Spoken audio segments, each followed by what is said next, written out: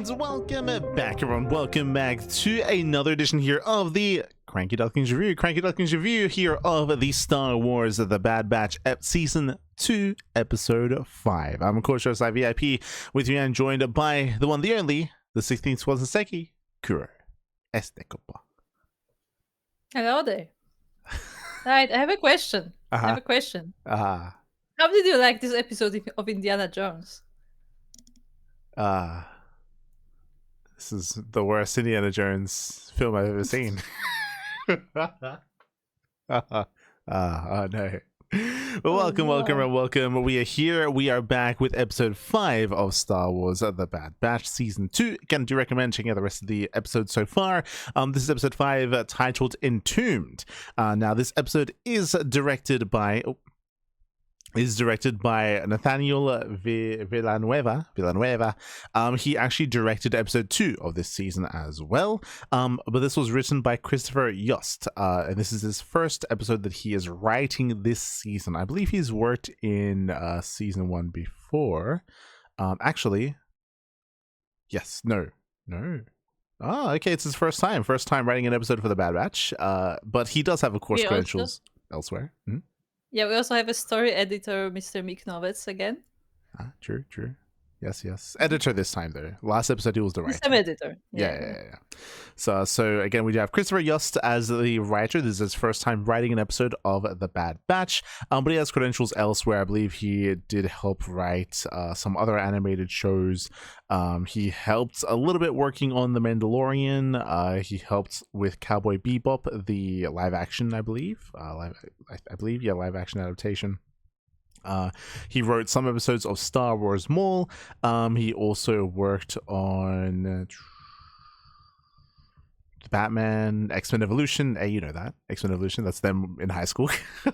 See, he worked yes, my favorite X-Men show. The only one I watched. There you go. Yeah, he worked on a couple of episodes of that.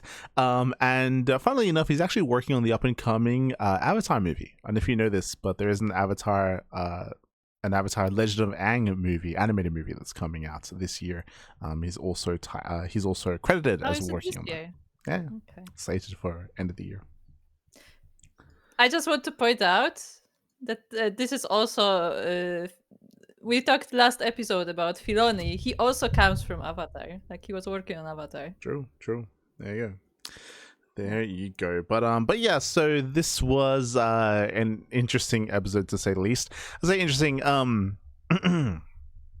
I would say coming into episode 5 here, I would call this the first true filler episode of the season.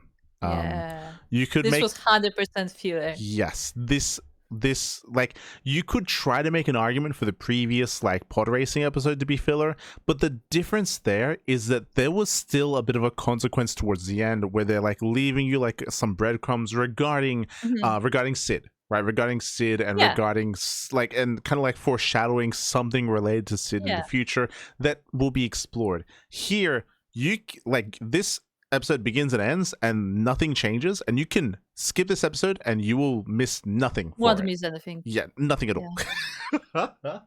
And I want to start from the very beginning. I will try not to go into the episode analysis itself yet. But this entire adventure happens because of this person that we saw once, and she was like a co-worker / client, I don't know, of Sid, and she appears in one episode. She has a few funny lines, and then we never see her again. Yeah. And now she appears again, and they're like, okay, guys, we're going on an adventure. I'm like, I don't know you. Yeah, I was very confused. As we mentioned previously, you more recently rewatched season 1. It's been years since I watched season 1. I think we watched it the year it came out, actually. Even we watched it quite some time ago. But I did not recognize this person at all. I was like, who the hell is this? I was like, yeah, she appears in one episode working with Sid. Sid clearly knows her, and she does make that comment about tech. Apparently she's into tech or something, I don't know. But that pretty much the extent of our interaction with her. Like she just appears in one episode and then she just never appears again. Yeah. So winding it back a little Like bit. she doesn't have like a very significant role in that episode either. Yeah. So it's interesting that they give this character as much attention as they do. So winding it back a little bit, so the episode does begin, and they're going through basically like a trash heap. They're scavenging for parts of what seems to be either their own ship or maybe a part that Sid needs. But they're scavenging the area, and in doing so, Omega comes across some trinkets. Like it does something catches her eye. She's like, oh, this is cool, and then she picks it up. She takes it back home. As you mentioned, they come back to Sid's bar. At Sid's bar, we have this. I don't even remember what's her name. Do you recall? Faye? I don't know. That's my entire problem. Like we've had so little introduction to her that I don't even know her name. We have a treasure hunter / pirates-esque character here that, as Kuro mentioned, was introduced in the first season, but only briefly and was more or less a side forgettable character. Here is given the limelight to have an entire episode basically dedicated. Omega comes in with her trinkets, and the treasure hunter is like, oh hey, like this is actually something. There's coordinates here and it's leading to some place, and they just kind of take her at her word for it, and they go on an adventure. I would say that my biggest issue coming into the episode was the premise felt very, very weak. Like it was just really random, and it felt really jarring that the team would kind of listen to this person and follow this person when there's very little connecting them. Because we've spent so little time with this character, as you kind of mentioned, like they were almost like a nothing, or like they were very much a side character in the first season. So the idea of all of them suddenly having some rapport with this character coming into season 2 felt a little bit weird to me. Like it was like what's going on here? And it also felt a little bit aimless as well. I guess what I mean by that, it would have meant a little bit more if there was maybe a little bit more intentionality behind finding the compass itself. Like if they had like raided like an Imperial cruiser, or it feels kind of weird that they would come across this randomly on a junk planet to begin with. Like I feel like that felt a little bit out of place, and then for them to suddenly want to go on this random quote unquote adventure where they say that where she's like, oh yeah, it's gonna lead to treasure. It's like, what? You don't know that. You don't know the coordinates, they lead to anything. Like, well, what's going on here? So it just like the beginning felt very weak to me, leading into the overall adventure itself. I mean, they even did it themselves when they emphasized that like her stories like don't even hold together. So why would you believe anything she says if she's like keeps telling people all these stories that like change versions every time she tells them? Yeah, well, this is why like I wanted the acquisition of the compass to be a little bit more meaningful, to have a little bit more weight behind it. Like again, like if they found this compass in the possession of someone from the Empire or someone of note, then it's like, oh, like they must have had it for a reason, right? Like if they have this, then there has to be like a reason why they would hold on to it, and a reason why we should investigate further. Instead of it being found randomly, then there's no real reason to investigate further, sort of thing, right? Like so that's why I feel like the acquisition of the compass itself fell flat, and that kind of made everything a little bit weird to me.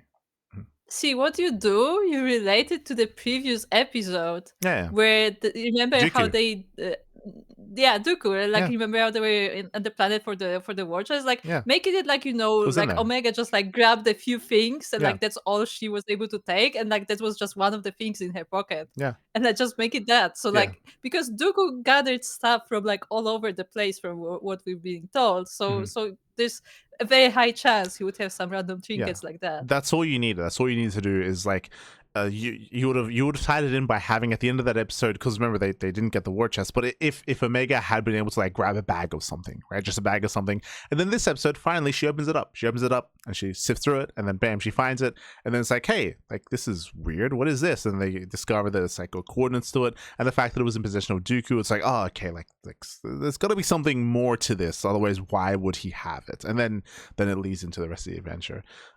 So yeah, that's all you really would have needed to kind of begin the episode itself. When it comes to the episode itself, it felt a little bit weird to me, but fine, whatever. We all go on an adventure. We travel to a random planet that's not on any star maps.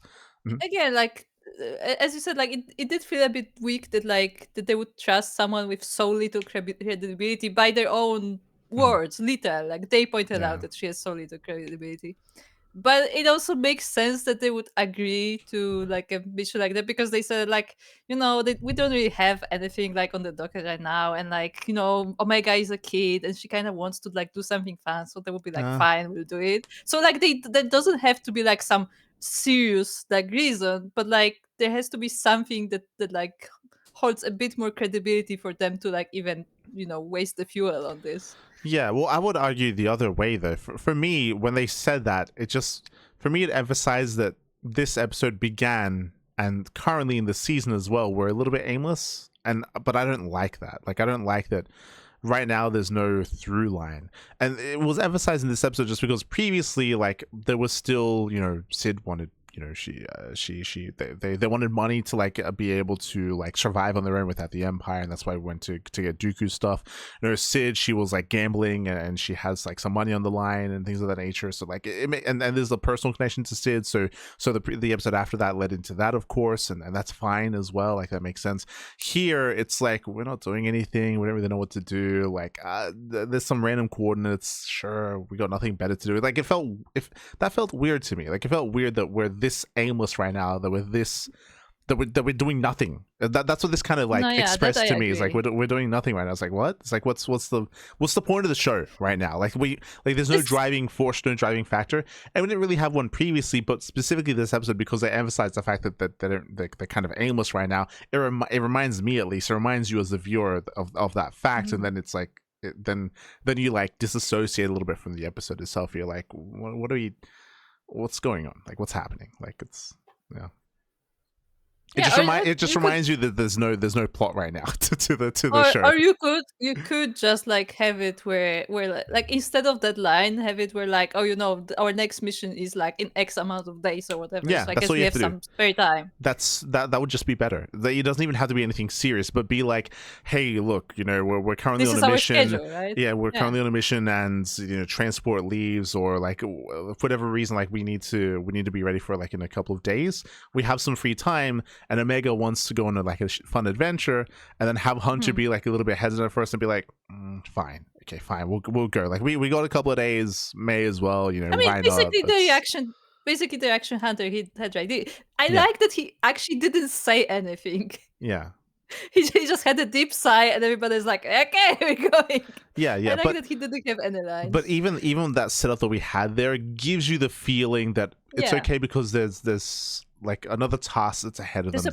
There's a plan. Yeah, there's something planned. Yeah. There's something planned. There's something, to look forward to. So this is like a nice little side project. But it would also, even setting that up would give a little bit more urgency to them even being trapped. We're jumping ahead a little bit, but the idea of them being delayed here and knowing that they've got something else to do later on, it's like then like we have to make the meeting in like these days. Like, then that adds a little bit more tension or a little bit more urgency to the whole situation, the scenario, more than what there currently is. Whereas they could be locked down there for days and they'll be fine, like as long as they have rations and stuff. Like there's nothing pressuring anything. So yeah, like the foundation, the premise for the episode, I feel was very weak to begin with, unfortunately. The adventure that they go on is whatever, but like the beginning here, I feel like the setup was important, and that was maybe one of the weakest aspects. There is also a second side to this.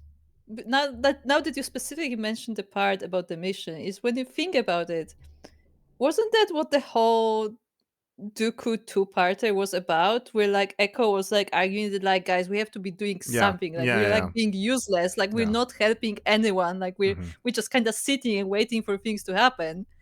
And that whole like two-parter concluded with Echo saying, I'm glad we saved Omega, but like that doesn't answer what he was saying. That's what I mean. That's why this episode feels out of place, right? It feels weird, because it just reminds you of all these other things that it doesn't really connect, right? Like where it was previously set up, as you mentioned, that Echo wants to be more proactive when it comes to things, and he's pushing for that, right? So you got the whole thing with like Sid pushing for like money and pushing for credits, and then wanting some more monetary value, so then they can disassociate or kind of separate themselves from the Empire before they arrive. Like there's all these little plot threads that are here and there, but they don't attach to anything here. There's none of that here in this episode. So it's kind of weird. It's Yeah, it's very disconnected. It's a very disconnected episode, but it feels very disconnected. Like it's just it just it just feels and very out again, of place. that's the whole problem with it. That like we're talking about literally a few lines of dialogue that Yeah, like completely change the tone of the episode because of it. Like yeah, obviously like the story that happened, the adventure itself is like the adventure, but like the context of the adventure completely changes just because of few lines of dialogue. yeah. Christopher Yost. What do we... Not to call someone out specifically, but like it just was I very mean, yeah, we don't noticeable. know who was responsible. Yeah, it was very Yeah. very noticeable when it came to the beginning here, To be fair, which gives you just you're sitting on shaky ground coming into the rest of the episode, unfortunately. And it just it's very apparent for me at least. I was gonna say it feels like one of these episodes that was like written without a context. Like the Yes. episode was just written, but they didn't know what was happening. Yeah. But they did specifically mention the adventure for going for the war chest. So that would imply that they knew that they were supposed to be going on the war, like to get the war Mhm. chest. So that you cannot really say that it was completely disconnected because they mentioned that fact It's specifically. possible that they wrote and they made this episode and they added that line just to have some kind of connecting tissue to the overall season. But Like that's my it's but that's my point exactly. If you can insert that in or write that in, Mhm. then why can't you add the other lines or change the other line? Yeah. Because again, we're talking about literally just lines of dialogue, not Yeah. like changing the actual story yet, at least. For sure. So it was a shaky start. It was a shaky start to the episode, kind of getting into the whole adventure itself. They all agree. They all go on a treasure hunt. It's an uncharted planet that apparently all the treasure hunters know about. Question mark. Like apparently everyone knows about this planet. And there's like a legend tied to it as well. That there's like some secret treasure on the planet, and it almost insinuates that people have been looking for this in the past. You know what? Mhm. Like when you say that, like, oh, apparently all the treasure hunters know it. I suddenly really want her to meet Hondo. True. I feel like I Hondo would have all the information I feel about like this he's a very planet, different you kind know? of pirate, but sure, I think he'd know about this. I guess, like in this No, world that we're setting up. they have some things in common. Yeah, I guess. Um, so apparently, everyone, all the if you know, you know, sort of thing. When it comes to this area of the galaxy, which is kind of weird because. Yeah, it's kind of weird because, like, if that's the case, then you'd expect there to have been more activity on this planet, because you'd expect people to have been searching specifically for what they find. But whatever. It leads them into a hidden area. They go in, and then we have like our little Indiana Jones adventure sort of thing. Okay, Mm. before we even get into the adventure itself, or like before we get into the Indiana Jones parts of it, I will just mention something that we talked about in previous episodes. I think we particularly talked about it in the last episodes, in the racing episode. I was hoping the rest of the team would Yeah. have more to do. Now, I was gonna go the other way. Even before we got into the adventure, as you said, when the team landed, and there was like a specific shot that I remember because in my mind I was thinking this, where it shows the entire crew coming out of the spacecraft. That moment, I was like, why is everyone here? Like I was like the moment that I saw that, I was like, we just had an episode dedicated to like the Sid episode, right? Dedicated to Tech, to Wrecker, and to Omega.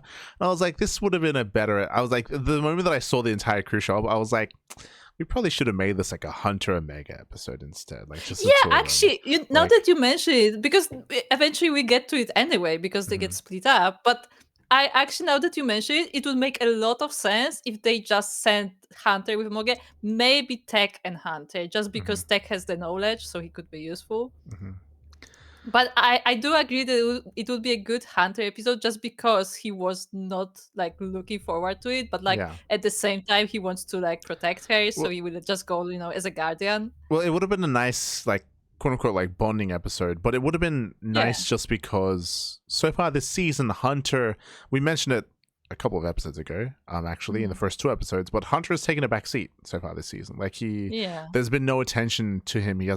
There's been nothing meaningful from Hunter at all this entire season, which isn't a bad thing, but I thought that this would have been this would have been it, right? Like, especially because we just had a Wrecker tech episode. Like, that's what I was expecting is for a more hunter focused episode.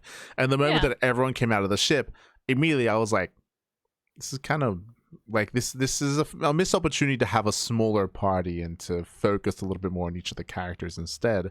Whereas they included everyone, which means that no one has any real room to do anything. Like, Wrecker got the most shine here for sure. But like, even then, like, but like, what did Echo do? Nothing. what did Echo do? What did he complained? What did Tech he complained do? the entire way. Yeah, like Tech, he had a couple of lines here and there because he was like analyzing things himself. But even then, he was often being corrected by the treasure hunter anyway. So like, anything that he could have provided, the treasure hunter could have provided as well. I think like, that's. I didn't like that. That's the thing I didn't like, because she does not seem like someone knowledgeable. Yeah, and I think it would be interesting if Tech was actually like analyzing, like this like looks like just like this culture, but because he has all the data. Yeah. It would have been nice. Like, it did feel weird when he was like, this is like 1,000 years old, and she's like, no, it's much older than that. And I'm like, how do you know? I'm like, what are you talking about? What's going on here? I mean, you probably made it up as well. Yeah. Like there were a couple of moments, there were a couple of lines like that, which to me, like, it stood out to be like, what is this based on? Why are you correcting Tech? What's going on? But that's what I mean. Like, that's why I say that like Tech would make sense there, just because he has the knowledge. The problem is you have to take Wrecker just because Wrecker is a child and he has to have fun. You know, you can't just like leave him. No, but you could do it where Hunter is like, hey, you guys, like, stay back, protect the ship. Like, we're gonna go on our adventure. Like, and he'd listen. But, like, it's fine. But I was talking more about like about him just not going to the mission period, because there is also an option like connected to what we were talking about earlier about how they just kind of chilling and have nothing to do, where instead they could be like, okay, like Hunter is like, okay, I will go with Omega to make sure that she's safe, and you guys wait for like whatever that we're doing next. Kind of thing. Yeah, or they could just be off on another mission, which is what happened last episode. Remember last episode? Yeah, it was just like a passing line, but like, oh, like Hunter and Echo, they're off, they're doing on a supply mission. Yeah, they're on a supply shipment mission. Like, they're fine doing it by themselves. Like, I got something for Sid is like, I got something for you guys instead. Because and you can just set that up here as well. Yeah, like we already set the precedent that they can go to missions like separately. Yeah, exactly. So it would make more sense again. So before the adventure even began, I was like, why is everyone coming? And then the adventure happens. I'm like, why is everyone here? Because as you said, like, you just have a bunch of characters that just aren't really doing much. And it's just very crowded, and it doesn't give a lot of time or room for any individual character, which this episode could have been a little bit more focused. See, but my problem is less with them, like with them being too many, like just period. My problem is more that like they have nothing to do where I think they could be. Like the very first moment where you have them like coming out of the ship, Tech is like checking data on the on the planet. Okay, fair. He has something to do. What is the next thing we see? The treasure hunter like breaks a branch and like starts investigating stuff. I'm like, isn't Hunter a tracker? Yeah. Isn't it literally his skill set?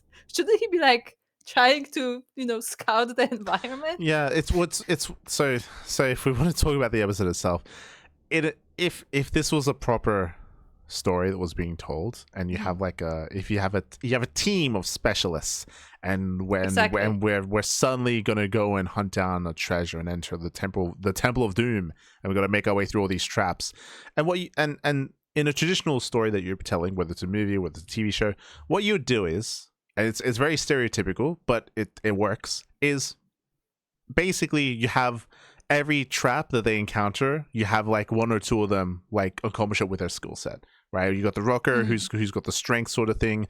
You got Echo, who maybe isn't as smart as Tech, but I mean he can like hack into stuff and hack and you do technology related things. You have Tech, who's got the brains. You've got Hunter, who's meant to be more athletic and who's meant to be more of a tactician, and he has that skill set instead. He's more perceptive. That's the thing. He's perceptive. And perceptive.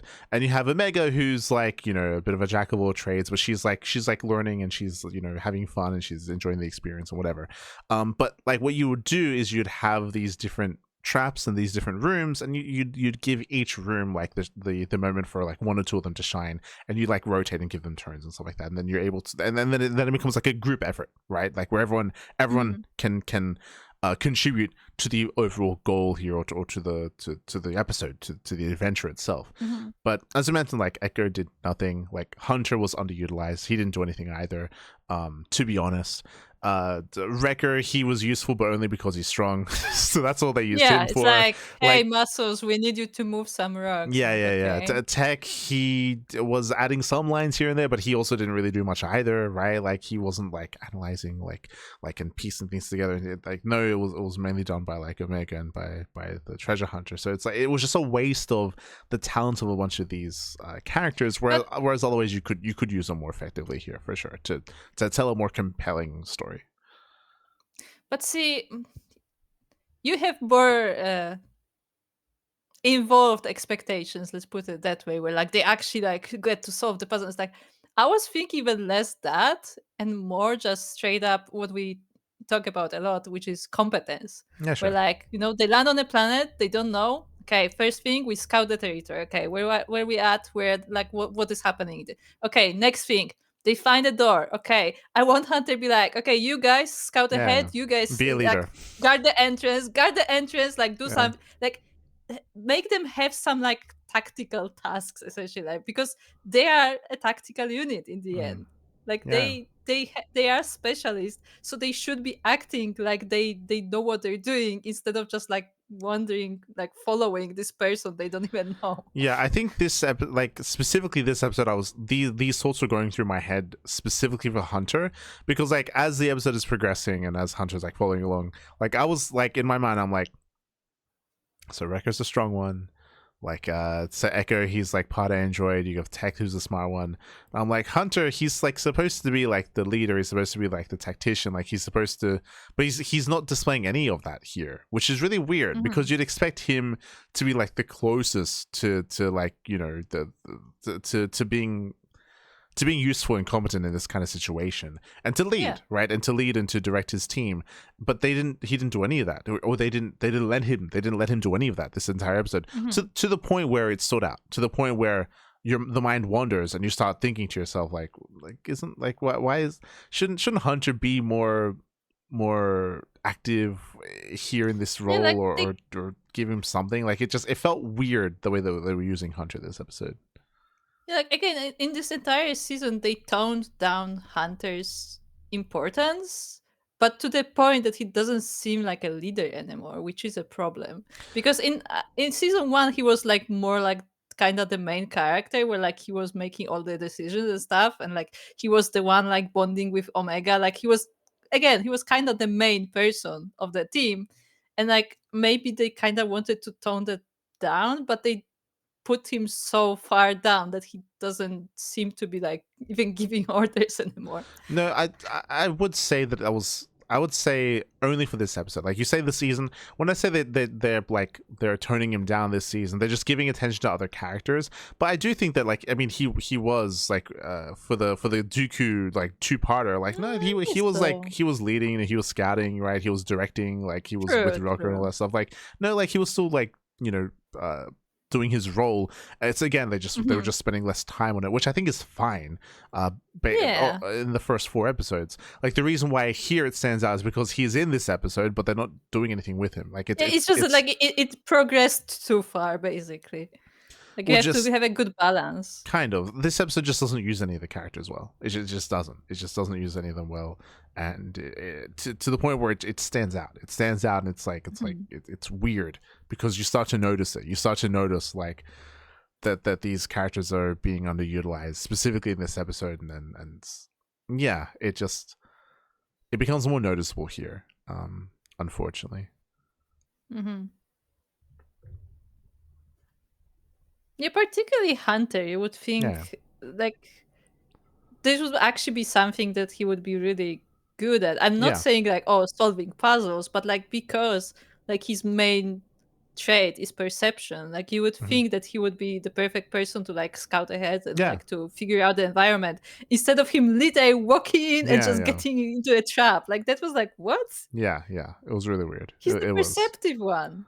yeah. It was really weird. And they even showed that they remember that, because you have that scene where like he notices that there are creatures around. By the way, I didn't like that Omega was confused by it. Like, I feel like she knows him long enough that she would know that he hears things. Mhm. But I like that they used him in that scene, but that's the only moment he gets to use his skills at all. Yeah, yeah. It was very jarring. It was a very jarring and really weird use of these characters, and it's a missed opportunity. I will say it was a missed opportunity. When it comes to the episode itself, you know, they work through the rooms, they progress. As you said, there is a moment when they get split up, where they get attacked by a native creature of the world, and it causes like a cave in, and they get split up.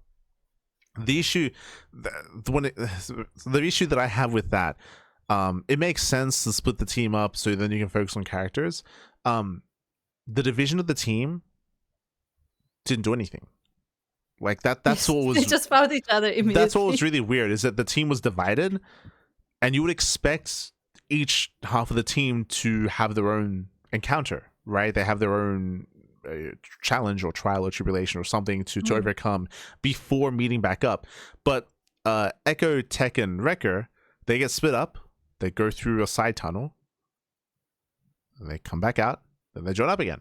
That's it. Like from their perspective, like from their perspective, that's it. Nothing happened. Literally, not. You would expect them to fight the creature by themselves, maybe, or to encounter the creature and they have to escape and run away to meet up with the rest of the team, so they can encounter together or something. But like literally, nothing happened to them. Nothing at all. They just walked around, which is crazy. Speaking of the tunnel scene, can we talk about how Wrecker is like freaked out by the creature? He like keeps like looking behind his back, and Echo is like, "Calm down, it's in your head." I'm like, he literally just fought it like 2 seconds ago. That was real. That was a weird line where that was a really out of place line, because he's like, "Oh, I hear something," and Echo's like, "You're crazy," but it's like they literally just fought the creature. I was thinking the same thing. I was like, "What? Why would you not believe him? Like what?" It was weird. So it was weird, but again, like nothing happened with them. They just walked back. They and the other team, they didn't take advantage of that either. Like, okay, you're splitting up the team. Now you can focus on Hunter. Now you can focus on Hunter and do something with him. But all they did with him, as you mentioned, is that he walks down a hallway, he triggers a trap, and then they have to, like, you know, then Omega figures it out, and then they go through it anyway, and that's it. Right, that's all that, and then they meet back up again. So like the period of time where they were separated was really short, and I would say they didn't successfully do anything of value or of use with that time where they were split up anyway. It is worse because I don't understand the point of the scene with the tunnel where Hunter, the person who's supposed to literally scout for traps, walks into a trap, and the entire time he just acts like a grumpy grandpa. Yeah, it was weird. I just don't understand what they're trying to portray there. Yeah. It was very, very weird. Very just all the entire episode is just weird character decisions, and I say weird, just really poor character decisions, and just bad writing and bad decision making, and yeah, it was just very, very poorly done. In the end, they make it all the way to the end. They find the treasure. You find out that they're not in like a tomb. They're actually inside a big machination. And it's a little bit weird. Can I just ask, what in Godzilla's name was that thing? Well, it's a little bit weird because apparently the quote unquote treasure that they have, when they pull it out, the machine is activated. And if they put it back in, then it's deactivated, which is weird. Usually it's the opposite, right? No, I mean, fair enough. It's like some kind of alien technology, whatever. Sure. And then he gets activated again. He goes on a rampage, and then they have to. And then I guess my question is like, why was it there, and why did it just activate and start? Like what? Well, the thing that didn't make any sense to me is that they remove it so then it gets activated, and I would have thought that there'd be like some control switches or something, or like some way to control the thing, but apparently it's just doing its own thing. It just works and shoots. Yeah, it's just I guess sentient, maybe, or maybe just automatically attacking stuff. Like, it looks like it's programmed. I mean, no one really knows. We know We know that the planet was burned, I think, but like that's the extent of the knowledge we have about it? Question mark. Sure. I mean, that was poorly done as well. We can talk about that later. But yeah. So it just starts randomly attacking stuff, and then they agree to like put it back in. And the moment that they convince the treasure hunter that they're going to deactivate the machine again, immediately I was like, I heard I was like immediately I was like, okay. So if they deactivate it, then at least they're going to have this machine here, and then they can come back to this later in the season, and maybe they can use this in some way, right? Maybe they can always come back to it. Like this is going to be in the back of your mind as a setup for future. And immediately I was thinking to myself as well. I was like, it's going to be really bad if they destroy it somehow, because then there would have been no consequence. And then when they and then the episode continues, they put the treasure, quote unquote, key like back in, and then the key melts, and then the machine starts blowing up from the inside. And I was like, oh, I was like, oh, this? like well, no, it's like, I guess whoever wrote this didn't want any impact on the rest of the season, didn't want this to be like a loose thread that was left open.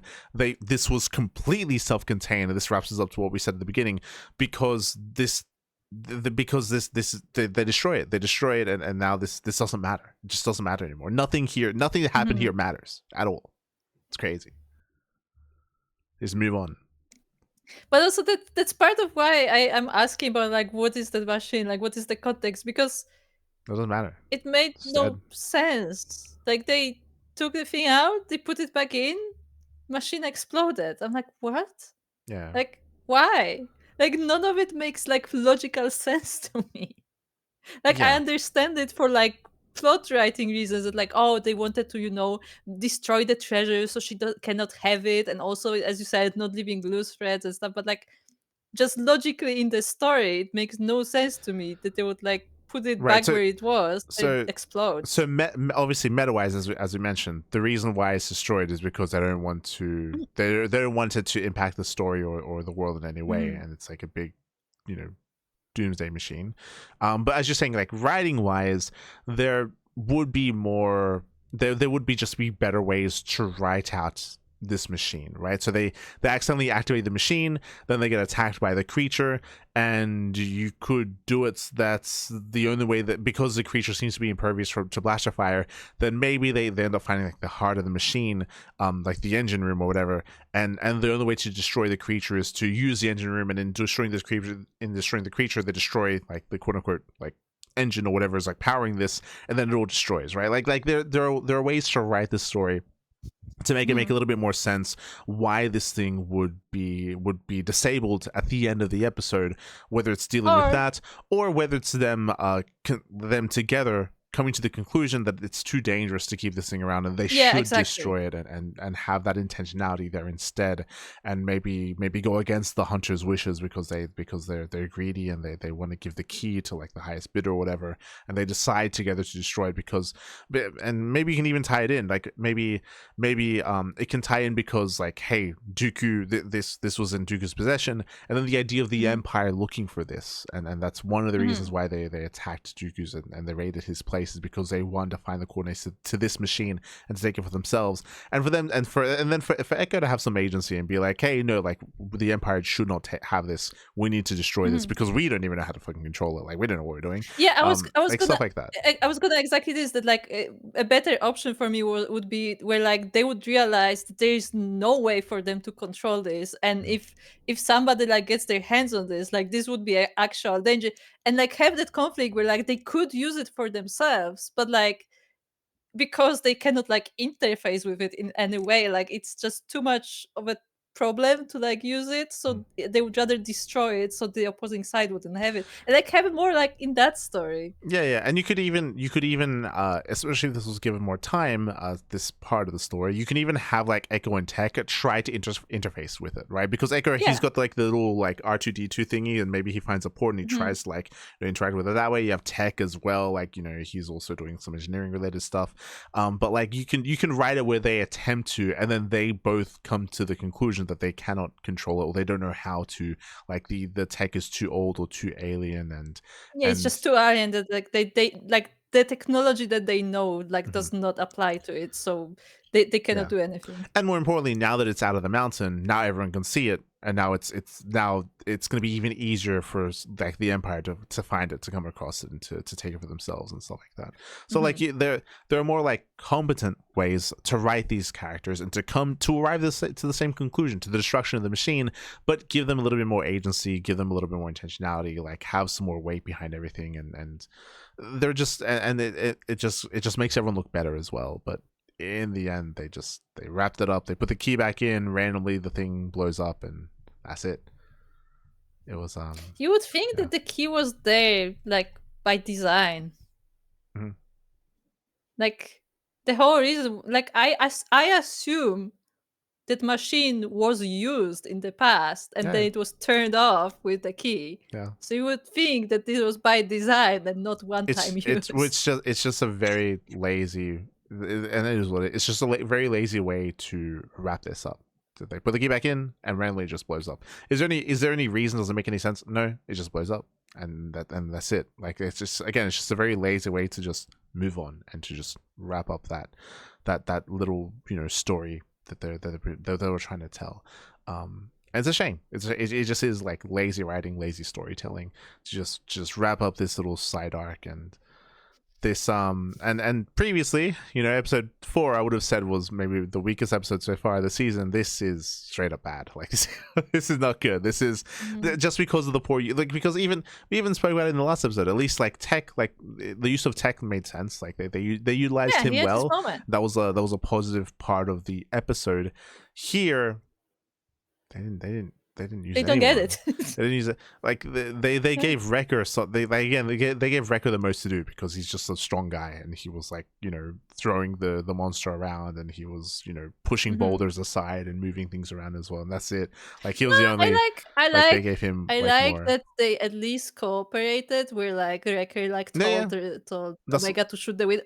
That part I liked. That like it wasn't just like strong guy destroys creature, but like there was some more thought involved. As in again, like Wrecker, he was given the most amount of attention this episode, and as you said, like it was a little bit more smart with that as well, where he told them to shoot the window and then he threw it out. Like so, he had a plan as to how to deal with that situation. And again, he was the only one that was given any of that. Literally, no one else was. Like no one else was given any small moments like that. It was only Wrecker, which was really weird. It was weird that he was the only character to get that like bit of shine and bit of limelight. I mean, Hunter got a second of a moment where he detects that creature. That's why I say it's a second of a moment. I like that they included that. I will say I like that they included that. I feel like there should be more of it. Where like, because that's something that was emphasized in like first season, but like it's not really been used later on. Where like, again, Hunter like has enhanced senses, just period.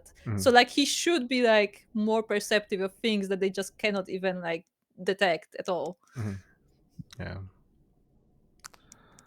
And in the end, again, they go into this planet. They got nothing out of it. The creature was destroyed. The one thing you could argue here that this episode provides is like, I guess, a little bit of a nugget of some past civilization, but they were vague enough with it where I don't know if it really references anything. And again, because it destroyed the machine in the end, like it's not going to pay off later on in the season anyway either. So like I don't think they're going to go back to this at any point, and they're just going to move on. And it's kind of crazy. It's kind of it's kind of crazy what they able to achieve here. This is a rough episode. If you're out there and if you're maybe looking to watch the season yourself, this is one to skip, I would say, to save time. There's nothing that I don't think there was any value here. Like there was a couple of nice character moments here and there, as Kuro mentioned, with Wrecker telling them to shoot the window, or with Hunter, perceiving creatures, but that's kind of it. Yeah, unfortunately, that is kind of it. And by the way, my favorite scene is the very first puzzle where like they figure out, like there are marks like on this, like, you can actually see them through the light of the compass. Why is it called a compass, by the way? This is not a compass. Whatever. You can see it by the light of the thing. I'm like, cool. We have to align the symbols. And then they just put like all the they like all the like sticky what are they, sticks, what are they, like the pillars, what is it pillars, called, yeah. they just put them in a line and the symbols are not aligned in any Yeah, way. I'm like, I was nice, good I job. was like squinting. I was like, are they current? Are we gonna like reveal like a pattern or something? It's like, no, they just, whatever's glowing, they just put it in a line. It's like, okay, okay, Like and it I was worked. like, So it's like, okay, like it was what are just, they aligning here? yeah, it was again very lazy. It's It just was very, silly, very that was it silly. was all just very lazy here. It's like, okay, yeah, so interesting decisions made.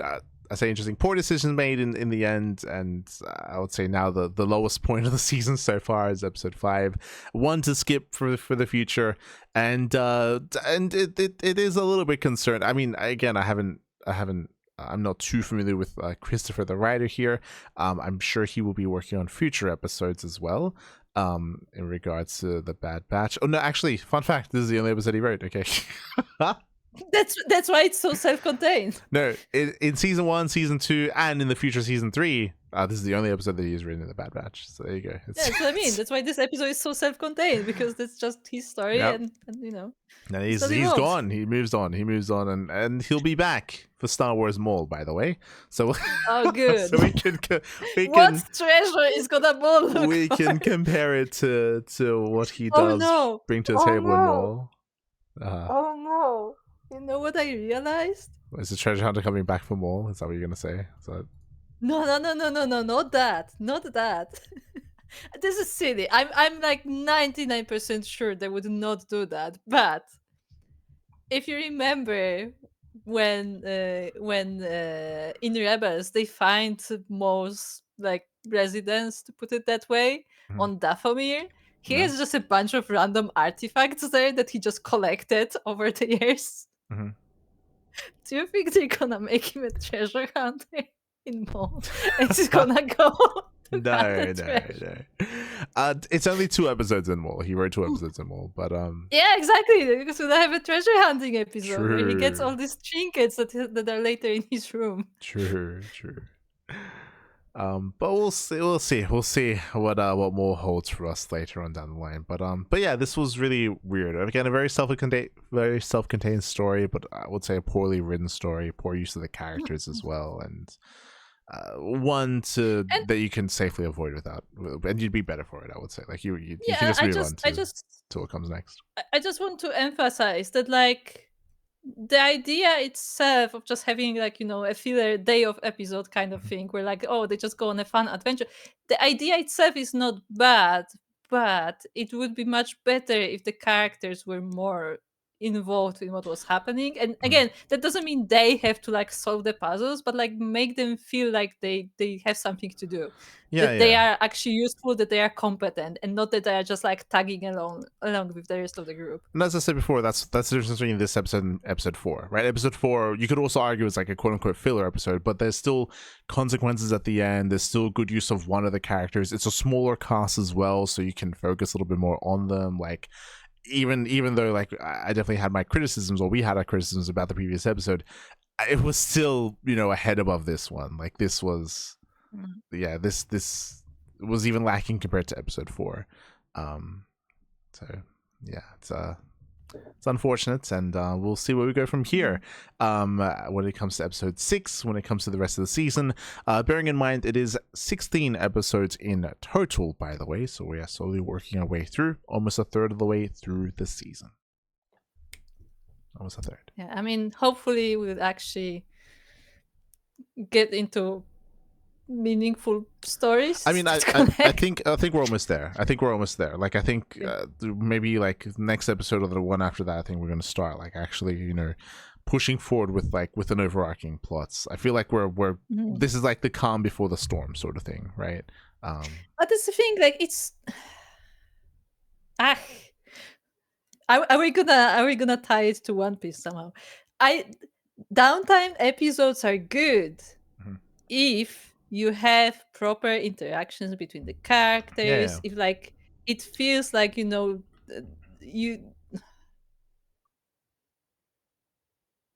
I don't know how to describe it, because the problem is not that like you only have to focus on the main plot. You cannot have any like lighthearted stuff. You cannot have any downtime. They have to be on missions constantly.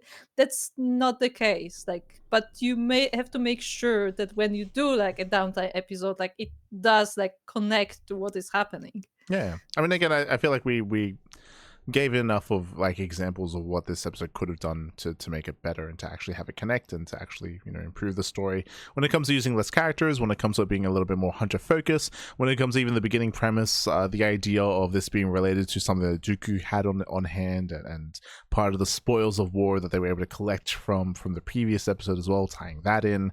There's a lot that the intentionality of them, you know, destroying the weapon themselves, like there's just a lot of ways that things could have been done differently, could have been improved to tell a bit of tale. But yeah, so hopefully we were able to express that, and with that we are wrapping up for the day here. We'll be back next time with episode 6 as we are near the halfway mark of the season. Almost there. Do you have anything else you want to add before we head off? Goodbye.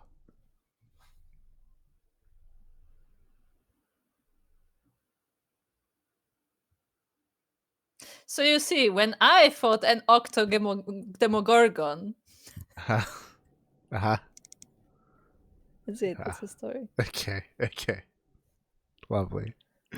Alright, we'll see you guys next time. Until then, ciao. Bye.